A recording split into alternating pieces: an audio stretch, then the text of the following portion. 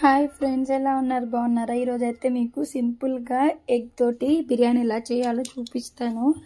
అది ఎంత సింపుల్ అంటే స్పైసీగా కూడా ఉండదు, అంత సింపుల్గా అయితే చూపిస్తా. ఫస్ట్ అయితే గుడ్లను ఉడకబెట్టుకొని సేమ్ ఇక అందులో ప్యాన్లో ఆయిల్ వేసుకొని ఉప్పు కారం పసుపు వేసుకొని గుడ్లను అయితే ఫ్రై చేసుకోవాలి. ఎగ్స్ని ఫ్రై చేసుకొని పక్కన పెట్టేసుకొని అదే ఆయిల్లో కొంచెం బిర్యానీ మసాలా ఉంటుంది కదా, దాల్చిన చెక్క లవంగము బిర్యానీ ఆకు సాజీరా ఇవన్నీ వేసుకొని ఫ్రై చేసుకున్న తర్వాత ఒక 4 ఆనియన్స్ అయితే కట్ చేసుకోవాలి. 4 ఆనియన్స్ కట్ చేసుకొని వేసుకోవాలి. అందులో నెయ్యి కూడా వేసాను, నేను మర్చిపోయా, సారీ.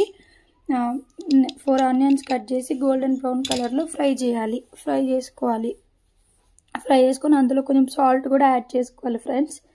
సాల్ట్ యాడ్ చేసుకొని ఒక 5 మినిట్స్ అది ఫ్రై చేసుకోవాలి. ఫ్రై చేసుకున్న తర్వాత మొత్తం ఫ్రై అయిపోతుంది కదా.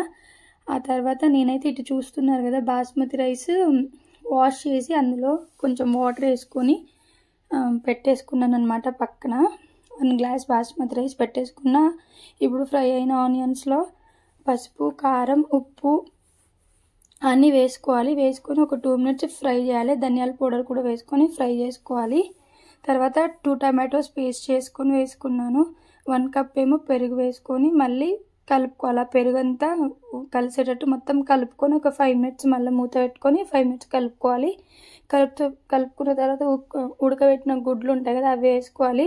పుదీనా కొత్తిమీర కూడా వేసుకోవాలి ఫ్రెండ్స్. వేసుకున్న తర్వాత ఒక 5 మినిట్స్ మళ్ళీ మూత పెట్టుకొని ఇచ్చేయాలి.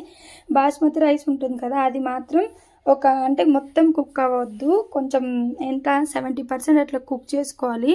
కుక్ చేసుకున్న రైస్ని వాటర్ ఏమీ లేకుండా ఇలా ఇప్పుడు చూపించిన విధంగా అందులో అయితే యాడ్ చేసుకోవాలన్నమాట. గ్రేవీ ఉంటుంది కదా, ఎగ్ గ్రేవీలో అయితే మొత్తం యాడ్ చేసుకోవాలి. మొత్తం ఈక్వల్గా యాడ్ చేసేసుకొని మొత్తం టోటల్గా యాడ్ చేసుకున్న తర్వాత దాని మీద నుంచి కొంచెం ధనియాల పౌడర్ ఇంకా కొత్తిమీర ఫ్రైడ్ ఆనియన్స్ కొంచెం నెయ్యి ఫుడ్ కలర్ మీ ఇష్టం, వేసుకోవచ్చు వేసుకోకపోవచ్చు. ఫుడ్ కలర్ కూడా నేను కొంచెం వేసుకున్నాను. వేసుకున్న తర్వాత లో ఫ్లేమ్లో ఒక 10 మినిట్స్ ఉంచితే సరిపోతుంది. నేను వెయిట్ అయితే ఏం పెట్టట్లేదు. చూసారు కదా, వేడిగా బిర్యానీ అయితే రెడీ అయిపోయింది. ఎంత సింపుల్గా చేసుకోవచ్చో చూసారు కదా. చూడండి, మీరు కూడా ఒకసారి చూసి ట్రై చేయండి ఫ్రెండ్స్.